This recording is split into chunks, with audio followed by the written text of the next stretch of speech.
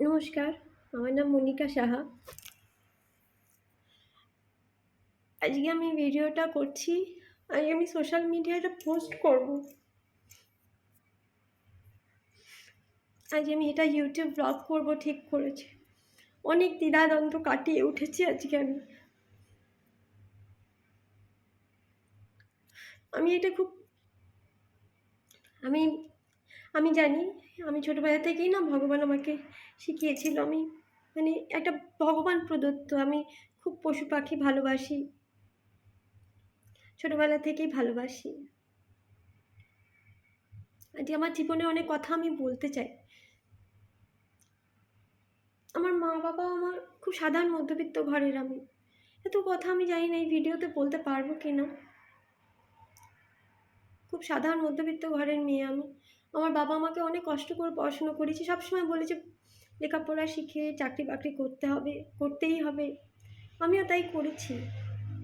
কিন্তু যা হয়, আমাদের তো ভালো স্কুলে ডিগ্রি আছে, পড়াশুনো হয়, ডিগ্রি আছে, পড়াশুনো করেছি, স্যালারি পেয়েছি, কিন্তু সংস্কার ছিল না। যে নিজের জীবনটাকে কী করে চালাবো না চালাবো সব জানতাম না। বাবা যেসব ছেলে এনে দিয়েছিল বিয়ে করার জন্য, আমার ভালো লাগেনি। আমার মনে হয়েছিল ছেলেদের সামনে গিয়ে বসবো, এসব করবো না, আমি প্রেম করে বিয়ে করবো। এবং সেই করতে গিয়ে প্রথম একটা 2009 সালে আমি একটা ভুল করে একজনকে, খুব ছেলে মানুষ হিসেবে একজনকে বিয়ে করে ফেলি। সেই বিয়েটা আমার মাত্র 3 মাস টিকেছিল, সেই বিয়েটা টেকেনি। আমি চলে আসি সেখান থেকে। ওটা একটা খুব ছেলে মানুষই আমার ছিল। আমি এখন বুঝি যে তরফ থেকে হয়তো তার বা আমার দুজনের তরফ থেকেই ভুল ছিল, কিন্তু ছিল 3 মাসের। সেখান থেকে আমাদের কোনো সন্তান ছিল না, কিছু ছিল না। বিয়েটা মিউচুয়ালি একটা ডিভোর্সে আমাদের মিটে যায়। এরপর আমি ভেবেছিলাম আর বিয়ে থা করবো না, কিন্তু জীবন ফাঁকা ফাঁকা, সেই একই, একা একা চলবো কী করে। তখন 2011-12 সাল নাগাদ সৌভিক ভদ্র নামে একজনের সাথে আমার পরিচয় হয়। সোশ্যাল মিডিয়ার থ্রুতেই পরিচয় হয়। সে তখন তার বউয়ের সাথে কেস লড়ছে, তার একটি আগের পক্ষে ছেলে আছে। আমি তখন মা হইনি, আমি সন্তানের কি হয় না হয় আমার তখন সেই বোধ ছিল না। সে আগের পক্ষে বউয়ের সাথে 6 বছর ধরে কেস লড়ছে, এরকম একটা সিচুয়েশানে তার সাথে আমার পরিচয় হয়। এবং সে আমার সাথে খুব ভালো ব্যবহার করে, এবং আমি তখন দেখাই যে আমি পশুপ্রেমী, তোমাকে বিয়ে করতে গেলে তোমাকেও আমাকে এই ব্যাপারে সাপোর্ট করতে হবে। আমি রাস্তার কুকুরদের রেস্কিউ করি, ট্রিটমেন্ট করি। ও সাপোর্ট করেছে, রাস্তার কুকুরদের তুলে নিয়ে ওর ফ্ল্যাটে রাখা, সেখানে ট্রিটমেন্ট করা, উইকেন্ডে আমাকে নিয়ে বিভিন্ন অ্যানিম্যাল এনজিওতে যাওয়া, এগুলো সব করেছে। ও আমাকে খুব সাপোর্ট দিয়েছে। এই সময় আমার বাবা খুব অসুস্থ হয়ে যায়। আমার বাবার ব্যাপারেও ও খুব সেই সময় আমাকে মেন্টালি এবং ফিনান্সিয়ালিও হেল্প করার চেষ্টা করে, যদিও আমি সেই হেল্পটা নিইনি। কিন্তু পরবর্তীকালে আমার বাবা মারা যায়, বাবা সুস্থ হয়নি, কিন্তু ও আমার সেই সময় ইমোশনাল সাপোর্টে খুব ছিল। ফিনান্সিয়ালি আমি খুব, বলতে গেলে এই অনেস্টিটা আমার চিরকালই আমার বাবার থেকে পাওয়া। আমি কোনো দিন কারোর কাছ থেকে টাকা নেওয়া বা এগুলোর ব্যাপারে আমি কখনোই ছিলাম না। সৌভিক ভদ্র আমার থেকে অনেক বেশি পয়সাবান ছিল, মানে অনেক, আমাদের স্ট্যাটাসের থেকে ওর বেশি টাকা ছিল, গাড়ি ছিল, হয়েছিল, আমাদের যেটা ছিল না। কিন্তু ওর, আমি গাড়ি দেখে ওর সঙ্গে হইনি। আমি হয়েছিলাম, ও আমাকে যে সাপোর্টটা দিত, মেন্টাল সাপোর্ট দিত আমার কুকুরের ব্যাপারে, রেস্কিউয়ের ব্যাপারে, আমার পরিবারের, আমি বাবা মার একমাত্র মেয়ে। বাবা চলে গেল, আমি অবশ্যই মেন্টালি খুব ভেঙে পড়েছিলাম। ও সেই সময় আমাকে যে সাপোর্ট দিয়েছিল, সেই হিসেবে ওকে আমি আমার বন্ধু মনে করেছিলাম। এবং পরবর্তীকালে 2014 সালে আমরা বিয়ে করি। বিয়ের প্রথম 1-2 বছর খুব ভালো কেটেছে, একদম স্বপ্নের মতন আমাকে নিয়ে। সেই আমরা গেছিলাম হানিমুনে, কী জায়গাটার নাম, মুন্নার, কেরালাতে মুন্নারে। খুব সুন্দর জায়গা, এত বড়, মানে এত পয়সা খরচ করে আমার জন্য হানিমুন করেছে, খুব খুব ভালো। তারপরে ওর ট্রান্সফার হয় দিল্লিতেও আমি যাই। কিন্তু সেই সময় থেকেই না আমার শরীর খারাপ হতে শুরু করে, আমার মাথা যন্ত্রণা, হ্যানা ত্যানা এগুলো শুরু হয়। প্রথম দিকে আমি ভাবলাম কী হয়েছে বুঝতে পারছি না, কম্পিউটারের দিকে তাকাতে পারছি না, চাকরিটা আমার ছেড়ে দিতে হলো, ওর সাথে দিল্লি চলে গেলাম, মাথা যন্ত্রণা এই সেই চলতে চলতে। এর মধ্যে দিল্লিতে গিয়েই আমার মেয়ে হওয়াতেও একটু সমস্যা ছিল টুকটাক, সেগুলো কিছু চিকিৎসা করাতে আমার প্রেগনেন্সি আসে। মেয়ে হওয়ার ঠিক 1 মাস আগে আমার নাক দিয়ে হঠাৎ করে গল গল করে রক্ত বেরোতে শুরু করে, 2016 সালের অক্টোবর মাসের ঘটনা। তার আগে অবধি আমরা খুব ভালো ছিলাম, খুব সুখী। শুধু আমার একটু শরীরের একটু প্রবলেম ছিল, আমার মাথা যন্ত্রণা ছিল, যার জন্য আমি চাকরি ছেড়ে দিয়েছিলাম। তো মেয়ে হওয়ার 1 মাস আগে হঠাৎ করে নাক দিয়ে ব্লিডিং শুরু হয়। একটা ছোট এন্ডোস্কোপি করে জানা যায় আমার নাকে বিশাল বড় একটা টিউমার। মেয়ে হলো নভেম্বরে, 1 মাস সহ্য করলাম। মেয়ে নভেম্বরে হওয়ার পরে ওইটা টিউমার অপারেশন করা হলো সিটি স্ক্যান করে। অপারেশনের 3 মাস বাদে, আমার মেয়ের যখন 3 মাস বয়স, তখন ধরা পড়লো আমার ক্যান্সার। সেই সময়ও সৌভিক আমার পাশে, আমাকে বিভিন্নভাবে মানে হসপিটালে নিয়ে যাওয়া, নিয়ে আসা, টাকা সব কিছু ও আমাকে দিয়েছে, আমাকে সুস্থ করে তুলেছে। আমি ওর কাছে প্রচণ্ড কৃতজ্ঞ, ওকে আমি প্রচণ্ড ভালোবাসতাম। আমি ওর কাছ থেকে এত বড় আঘাত পাবো আমি বুঝিনি। হঠাৎ করে যখন আমি একটু সুস্থর দিকে হতে থাকি, আমার কেমো নেওয়া মোটামুটি শেষের দিকে, 2019 সাল, মানে 17 ফেব্রুয়ারিতে আমার ক্যান্সার ধরা পড়ে। 19 সালে আমার ক্যান্সার মানে কেমোথেরাপি শেষ হয়। কিন্তু আমি তখন সিভিয়ার, আমার শরীরের খারাপ অবস্থা, মানে আমার 67 কেজি ওজন ছিল কেমো নেওয়ার আগে। কেমো শেষ হলে তখন আমার 41 কেজি ওজন। আমি ভীষণভাবে কালো হয়ে যাই, রোগা হয়ে যাই, একটা খুব সিভিয়ার আমার শরীরের ওপর দিয়ে ঝড়, যন্ত্রণা, মানসিক ট্রমা সব বেরিয়ে যায়।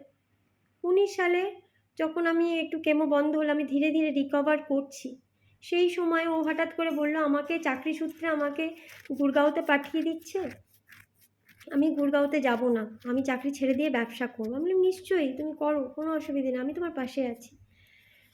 ব্যবসা করবে, অনেক দোকানপাট আশেপাশে দেখলো, আমাদের ওখানে কি দোকান কিনবে, কি ফ্র্যাঞ্চাইজি নেবে, মিওএমওর খুলবে, এটা ওটা আমাদের বিভিন্ন দেখতে দেখতে হঠাৎ করে ও 19 সালের শেষের দিকে ও চলে গেল ভেলোরে, দুর্গাপুরে গিয়ে প্যারামেডিক্যাল ইনস্টিটিউট খুলে ফেলল।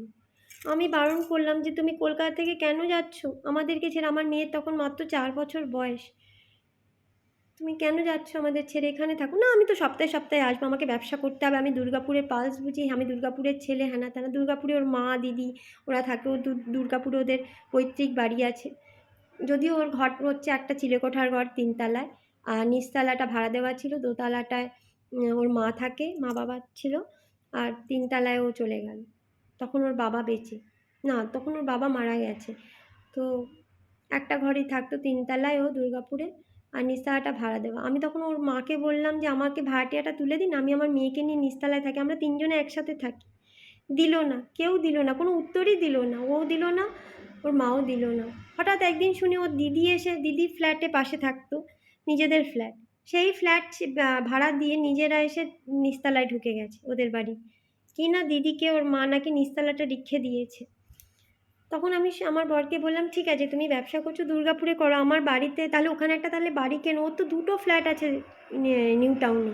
আমাদের একটা বাড়ি যেটার হোম লোন চলছে, যে বাড়িতে আমি থাকি রাজারহাটে, সেটা হোম লোন চলছে, আরও 2টো ফ্ল্যাট আছে, একটা ফ্ল্যাট বিক্রি করে দিলেও আমাদের টাকা হয়ে যাবে, আমরা দুর্গাপুরে একটা ছোটোখাটো বাড়ি কিনে আমরা থাকতে পারব। তাও দিল না, নিয়ে গেল না। ওখানে একের পর এক ওর পরকীয়া, প্রথমে নন্দিতা চৌহান বলে একটি মহিলার সাথে, পরবর্তীকালে এখন আমি জানি সুচিত্রা মুখার্জি বলে একটি মহিলার সাথে, আরও মাঝখানে কার কার সাথে ছিল আমি জানি না। ফোন সবসময় লুকিয়ে রাখতো, কলকাতায় যখন আসতো আলাদা রুমে শুতো, উপরতলা নিচতলা করে, আমার মেয়েকে সারাক্ষণ ফোন দিয়ে রাখতো, আমি ফোন দিতে বারণ করতাম, সেটা আমার কথা শুনতো না, বলতো আমি নাকি ফোন দিই না বলে অশান্তি হচ্ছে। মেয়েটাকে সারাক্ষণ ওই যে শনি রবিবার 2 দিন আসতো, 2 দিন বেলা 11টার সময় আসতো, তখন থেকে ফোন দিয়ে রাখতো, রাত্রি 11টা অবধি চলতো, তারপর নিজে শুতো, আবার পরের দিন সকাল থেকে ফোন দিয়ে রাখতো। এই করে 2 দিন কাটি, শনি রবিবার। এরপরে কী হতো, আর বাকি 5 দিন আমি যে ওকে পড়াশোনার কথা বলতাম, আমি গান জানি, গানের শেখানোর কথা বলতাম, কিচ্ছু আমার মেয়ে শুনতো না, কারণ সারাক্ষণ ফোন দিয়ে মানে ওই যে ফোন দিয়ে রাখতো, আমাকে বলতো ফোন দাও, তুমিও ফোন দাও। আমি কি করে ফোন দেবো, তাহলে পড়াশুনো করবে কি করে, স্কুলে যাবে কি করে, স্কুলের পড়া করবে কখন, আমি গান শেখাতে চাই, কবিতা শেখাতে চাই, কত কিছু বলি, কিছুতেই মানাতে পারি না। ফোনের নেশা, সারাক্ষণ ফোন নিয়ে বসে থাকবে, ফোনে রিলস দেখবে, ফোনে শুধু ওই গেম খেলবে, এইসব সারাক্ষণ ফোন নিয়ে থাকবে, সাংঘাতিক নেশা, এটা ওটা কোনো কিছুতে। লাস্টে ওকে সাঁতারেও ভর্তি করলাম, তাতেও হয় না, কোনো কথাই আর ও শুনতো না আমার। ওকে এমনভাবে ফোন অ্যাডিক্ট হয়ে গেছে, আর বাইরের লোকের কাছে, বাইরের লোকটা কেউ বুঝতো না, আমি যেহেতু কুকুর টুকুর আমার বাড়িতে আমি রাখি, রেস্কিউ করি, বাইরের লোক ভাবতো আমি কুকুরদেরই দেখি, আমি একটা খারাপ মা, ক্যান্সার থেকে উঠে মেয়েকে ফোনে অ্যাডিক্ট বানিয়ে দিয়েছি আর কুকুর দেখি, এইভাবে লোকের সামনে আমাকে খারাপ মা প্রমাণ করারও সব রকম চেষ্টা করতো। আর দেখাতো আমি তো সপ্তাহে সপ্তাহে আসছি, কিন্তু সপ্তাহে গেলোই কি করে? ও তো এটা এমন না যে ও তো কোনো সরকারি চাকরি করার জন্য বাইরে যায়নি, ও তো কোনো আর্মিতে চাকরি করার জন্য বাইরে যায়নি, ও তো ব্যবসা নিজের খুলেছে দুর্গাপুরে। সেই খোলা যে কোনো ব্যবসা কলকাতায়ও খুলতে পারতো নিজের বউমের কাছে থেকে। ও নাকি আমাকে এখনও বলে আমাকে নাকি ও বুঝিয়েছে। কি বুঝিয়েছে ও আমাকে? কি বুঝবো? ও মেয়েকে মোবাইল দিতে হবে, এটা আমাকে বোঝানো। আপনারা বলুন, যে মেয়েকে ঘন্টার পর ঘন্টা, ও যদিও বলে 2 ঘন্টা দিয়েছে, কিন্তু অ্যাকচুয়ালি আমার বাড়িতে যারা এসছে, আমার বাড়িতে গানের দু একজন প্রোগ্রাম করতেছে, ওরা দেখেছে কত ঘন্টা মেয়ে মোবাইল নেয়। একবার বাচ্চারা মোবাইল ধরলে সেটা 2 ঘন্টা কি 5 ঘন্টা, সেটার কোনো হিসেবই থাকে না। মোবাইলে চার্জ যতক্ষণ না শেষ হচ্ছে ততক্ষণ মোবাইল দিত, কোনো আটকানো ছিল না। আর এটা আমি যখন বাধা দিতে, তো আমাকে ভীষণ মার মেরেছে। সব কিছু আমি সহ্য করে এইভাবে 4 বছর কাটিয়েছি। আমি নিজের চোখের সামনে আমার মেয়েকে দেখেছি তলিয়ে যেতে। আমি গান শেখাতে চেয়েছি, গান শেখাতে পারিনি। আর আমাদের এখন বাড়িতে, সবার বাড়িতে একটা দুটো বাচ্চা, কোনো পার্ক নেই এলাকায়। আমি নাকি এখন, ও বলে বেড়ায় আমি নাকি বন্ধু হতে দিইনি আমার মেয়ের। এটা তো কোনো মিথ্যে কথা। পার্ক বলে কিছু বস্তুই ছিল না আমাদের পাড়ায়। এর বাড়ি তার বাড়িতে যেতে হবে, সবার বাড়িতে গিয়েই ওই কী করবে, একজন বাড়িতে আরেকজন বাড়িতে গিয়ে কী করবে? আমাদের পাড়া, এটা তো কোনো ফ্ল্যাটও না যে আমাদেরই কোনো কমন এরিয়া আছে, কিছুই ছিল না। তো মেয়েটা আলটিমেটলি মোবাইল অ্যাডিক্টেড হয়ে গেল। সাঁতারে দিয়েও কোনো লাভ হলো না, কিছুতেই কিছু যখন হচ্ছিল না, পড়াশুনো একেবারে খারাপ হতে যাচ্ছিল, তখন আমি লাস্টে বাধ্য হয়ে আমি ওকে এই গুরুকুলের খবর পাই। আমিও একটু আধ্যাত্মিককে পড়াশুনো করা শুরু করি। শরীর ভীষণ খারাপ, মন খারাপ, স্বামী অন্য মহিলার সাথে পরকীয়ায়, সেগুলো ফোন থেকে সব প্রমাণ আমার কাছে আছে। তাকে বলছে সে, তার নাকি প্রেম রন্ধ্রে রন্ধ্রে বইছে, আর আমাকে বলছে নাকি সে নাকি আমায় বোঝাচ্ছে। সে অন্য মহিলাকে লিখছে তোমার প্রেম আমার রন্ধ্রে রন্ধ্রে বইছে, আর সে আমাকে বোঝাচ্ছে আমি নাকি মেয়েকে মোবাইল দেব। মানে আমি জানি না এটা কী রকম বাবা। আমি আমি আমাকে এভাবে বারবার, মানে আমাকেই দোষী বারবার বোঝানোর চেষ্টা করছে। হ্যাঁ, যে আমি আমি তার প্রেম বুঝতে পারছি না। না, তার মানে সে কেন অন্য মহিলার রন্ধ্রে রন্ধ্রে তার প্রেম বইবে, আমি তার বউ থাকতে, তার মেয়ে থাকতে? সে এতই মেয়েকে যদি ভালোবাসে, তার অন্য মহিলার রন্ধ্রে রন্ধ্রে প্রেম তার কী করে বয়? ময় তোকে ছাড়া আমার কিছু নেই, সব স্ক্রিনশট আছে আমার কাছে। সবাই চাইলে আমি প্রমাণ দেখাতে পারবো। ওই মহিলাকে, সুচিত্রা মুখার্জিকে ময় বলে ডাকে সে। তোর এই হাসির জন্য আমি সব কিছু করতে পারি, এগুলো সব মেসেজ আছে আমার কাছে। আমি বউ হয়ে এগুলো সব সহ্য করে যাচ্ছি আজকে 4-5 বছর ধরে। আমি আর পারছি না। আমাকে এতভাবে দোষী করার চেষ্টা করছে, এতভাবে দোষী করার চেষ্টা করছে। আজকে আমার মেয়েকে আমি বাধ্য হয়ে যখন বললাম যে আমি গুরুকুলে দেবো, প্রথম দিকে রাজি হয়নি। পরে যখন দেখলো এখানে টাকাটা খুব কম, মাত্র 36,000 টাকায় সারা বছর হয়ে যাচ্ছে, প্লাস ওকে আর কলকাতায় মেয়ে, মানে লোককে দেখানোর জন্য আসতেও হবে না, যেহেতু মেয়ে থাকবে না, সেই জন্য ও ওখানে পুরোপুরি সব নিজের টাকা প্লাস সময় সব কিছু ওই সুচিত্রা মুখার্জিকে দিতে পারবে। এই আনন্দে ও মেয়েকে এখানে ভর্তি করে দিল। আজকে 5 মাস বাদে আমি এসেছি আমার মেয়েকে দেখতে। মেয়ের জন্মদিনে এসে দেখছি ওর বাবাও এসেছিল, চকচকে হয়ে 3 দিনের জন্য এসেছে। একদম মোটাসোটা হয়ে গেছে, চকচক করছে স্কিন, হাতে মোটা চেন, ব্রেসলেট, খুব ভালো আছে, দেখেই বোঝা যায়। আর আমি দিনকে দিন শুকিয়ে যাচ্ছি। আমার মেয়ে এখানে খুব একটা ভালো নেই। এখানে প্রচুর ইঁদুরের প্রবলেম, এখানে আনহাইজেনিক, হাত ধোয় না ঠিক মতন, ও কিছু ভালো করে খেতে পায় না, ভীষণ রোগা হয়ে গেছে। যে দেখছে সে বলছে আমার মেয়ে খুব রোগা হয়ে গেছে, কালো হয়ে গেছে। খাওয়া দাওয়া এখানে বাইরে উত্তরপ্রদেশেদের এখানে রুটি ফুটি খায়, আমার মেয়ে এগুলো খেতে পারছে না, খুব কষ্টে আছে। পড়াশুনো হচ্ছে ঠিকই, খুব ভালো হিন্দি শিখেছে, হিন্দি লেখাপড়া সংস্কৃত এগুলো শিখেছে এখানে 5 মাসে। এখানে তো মোবাইলের ঝামেলা নেই, কিন্তু আমার মেয়ের চেহারা খুব খারাপ হয়ে গেছে। এখানে খুব ইঁদুরের সমস্যা, আমার খুব ভয় লাগছে। এখানে আমার মেয়ের কোনো, এখানে নাকি ডেঙ্গু ফেঙ্গুও হয়েছে। আমি খুব ভয় আমার মেয়েকে এখান থেকে, কিন্তু আমি নিয়ে গেলেই আবার ওর বাবা এসে মোবাইল দেবে, আমাকে আবার মেন্টাল টর্চার করবে। এই যে এখানে মেয়েকে দিয়েছি 5 মাস, ওর বাবা আমার কোনো খোঁজ খবর নেয়নি। আমি মরে গেছি, বেঁচে আছি, কোনো খোঁজ খবর নেয়নি।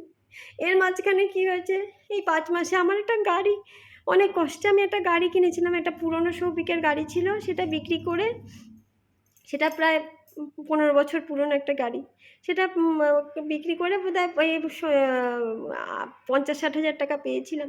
তার সাথে আমি নিজের গয়নাগাটি না ব্যাংক লোনে দিয়ে, গোল্ড লোন নিয়ে একটা গাড়ি কিনেছিলাম, ভেবেছিলাম গাড়িটাকে আমি নিজে চালিয়ে কিছু পয়সা রোজগার করব। কিন্তু গাড়িটা আমি ঠিকভাবে চালাতে পারিনি। আমি তো নিজে ড্রাইভিং জানি না, ড্রাইভার রেখে রেখে কাজ করাচ্ছিলাম, ড্রাইভার ঠিক মতন আমি পাচ্ছিলাম না, চালাতে পারিনি। এরপরে ফেসবুকে একটা মহিলার সাথে আমার পরিচয় হয়, সে বলেছিল গাড়ি লিজে নিয়ে সে আমাকে মাসে মাসে 22,000 টাকা দেবে। আমি সেই মহিলাকে বিশ্বাস করি এবং সে বলে এগ্রিমেন্ট করে হবে, এগ্রিমেন্টও করা হয়, করে তাকে আমি গাড়ি এবং গাড়ির স্মার্ট কার্ড আর চাবি দিয়ে দিই। সে গাড়ি নিয়ে যাওয়ার পরে আমাকে টাকা দেয় না, ঘোরাতে থাকে। একটা চেক দিয়েছিল সিকিউরিটি ডিপোজিটে 10,000 টাকার চেক, সেটাও বাউন্স করে। প্রথমে অনেক কষ্টে ও লাস্টে মানে যেটা মাসে 22,000 টাকা দেওয়ার কথা, 1 মাস পরে আমাকে 8,000 টাকা দেয়, তাও দুবারে ভেঙে ভেঙে। আর টাকা দেয় না, 3 মাস ধরে গাড়ি খাটাচ্ছিল আমার। আমি লাস্টে ওকে বলি, খালি বলতো আজকে না কালকে দেবো, এই ডেটে না ওই ডেটে দেবো, এরকম করে ঘোরাচ্ছিল। কোনো টাকা পয়সা পাচ্ছিলাম না, আমার স্বামীও কোনো টাকা দেয় না। আমি তখন বাড়িতে একটা বেড়ালের ক্রেশ খুলেছি, কোনো মতে ওই পার ডে 300 টাকা করে বেড়াল রেখে লোকে বেড়াতে যায়, আমার কাছে বেড়াল রেখে যায়, সেইটা দিয়ে আমি কোনো মতে আমার যে রেস্কিউ হওয়া কুকুরগুলো আর নিজে খাওয়ার চেষ্টা করছিলাম, চালানোর চেষ্টা করছিলাম খুব কষ্টে। বাড়ির যেসব কাজের লোক টোক সবাইকে ছাড়িয়ে দিয়েছিলাম, শুধু একটাই বউ ছিল যে ঘর মোছা বাসন মাজা করে, 2,500 টাকা নেয়, ওই শুধু কাজ করতো। ওরও মাইনে আমার বর টাকা ঠিক মতো কোনো সময় কোনো মাসে পাঠিয়েছে, 1 মাস বোধহয় পাঠিয়েছে আর পাঠায়নি, এই অবস্থা। তো এইভাবে চলছে। এবারে ওই মহিলাও গাড়ি নিয়েছে, টাকা দেয় না। আমি লাস্টে ওকে 2 মাস ধরে বলছি আমাকে গাড়ি ফেরত দিয়ে দাও, তুমি টাকা যখন দিচ্ছ না আমার গাড়ি আর স্মার্ট কার্ড আমায় ফেরত দিয়ে দাও, সেটাও দিচ্ছিল না। অনেক কষ্টে আমি একদিন নিজে গিয়ে আমি সেই গাড়িটাকে, থানায়ও গেছি আমি, ওই বেহালা থানার আন্ডারে ওই মহিলার বাড়ি, বেহালা থানায় গেছি, আমাকে দূর দূর করে তাড়িয়ে দিয়েছে, বলছে নারায়ণপুর থানায় গিয়ে কমপ্লেন লিখুন। নারায়ণপুর থানায় গেছি, নারায়ণপুর থানা বলছে আপনার গাড়ি তো প্রাইভেট গাড়ি, এটা তো এগ্রিমেন্টই হয় না কমার্শিয়াল, আপনি তো এগ্রিমেন্টই করতে পারেন না। আমি বললাম আমি তো স্যার এত নিয়মকানুন জানি না, আমি সাধারণ একটা বউ, আমি গাড়ি ফাড়ি অত বুঝি না। আমি এবার ওই মহিলা বলেছে ও গাড়ির বিজনেস করে, ও বলেছে যে এগ্রিমেন্ট করে নিচ্ছে, তা আমি ভেবেছি এটাই ঠিক। এবার যদি আমি ভুলও করে থাকি আমার গাড়িটা অন্তত ফেরত দিয়ে দিন, আমার 5 লাখ টাকার গাড়ি। গোল্ড লোনের ইন্টারেস্টটাও অবধি আমার উঠছে না, গোল্ড লোনের মাসে মাসে ইন্টারেস্টও আমাকে দিতে হয় 6-7 হাজার টাকা করে। কোথা থেকে আমি জোগাড় করবো বলুন তো? আমার পুরো গোল্ডগুলোই নিয়ে চলে যাবে, ওরা ব্যাংক থেকে নিয়ে নেবে। তাও তাও তো কেউ কথা শুনলো না, নারায়ণপুর থানা আমাকে দূর দূর করে তাড়িয়ে দিল। তখন আমি বাধ্য হয়ে একটা ড্রাইভারকে নিয়ে অনেক কষ্টে আমার গাড়িটাকে ফলো করে করে আমি গাড়িটাকে উদ্ধার করে আনি নিজেই। গাড়িটাকে উদ্ধার করে আনার পরে এখন ওই মহিলা আমাকে বারবার হুমকি দিচ্ছে পুলিশের থ্রুতে, পুলিশকে হয়তো পয়সা খাইয়েছে, আমাকে যে টাকাটা দেওয়ার কথা ছিল সেটা হয়তো পুলিশকে দিয়েছে, জানি না সে কী করেছে। আমাকে পুলিশে বারবার ফোন আসছে, আমি যখন গেছিলাম আমাকে তো পুলিশরা তাড়িয়ে দিয়েছে, আমার কমপ্লেন নেয়নি, লিখিতও দেয়নি যে আমি নেব না। স্যার আমি যখন বলছিলাম স্যার আপনারা যখন কমপ্লেন নেবেন না আমাকে লিখিত দিন, বলে আপনার কথা আমি দেবো? সেই তো আমার কথায় কেন দেবে, আমি তো চোর, আমি তো চোর, আমার কথায় কেন দেবে? আমার গাড়ি আমি দিয়েছি, অন্যায় করেছি, হ্যাঁ, কাজে আমার কথায় কেন দেবে? কিন্তু ওর কথায় কিন্তু পুলিশ আমাকে বারবার ফোন করছে, বারবার করছে। এখন আমাকে আজকেও বলেছে যে আমাকে নন বেইলেবল, ওর নাকি গাড়িতে নাকি অনেক ভ্যালুয়েবল প্রপার্টি ছিল, আমি যে গাড়ি নিয়ে এসেছি আমি না জানিয়ে গাড়ি চুরি করেছি, কাজেই ও আমাকে চুরির দায়ে নন বেইলেবল কেসে আমাকে জেলে দেবে।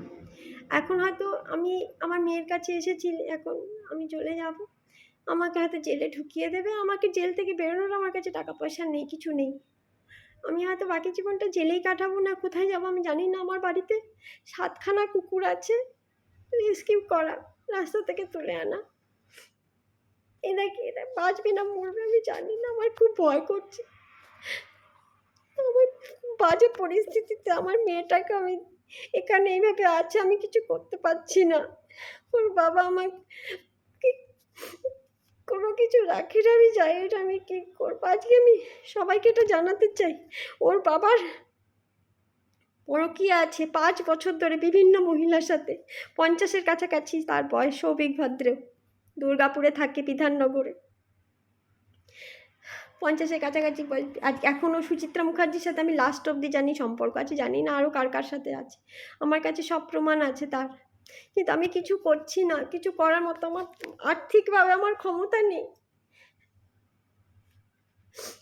আমি অনেক কষ্ট করে এখানে এসেছি, জানি না আমি আর পারবো কি না এই লড়াই লড়তে।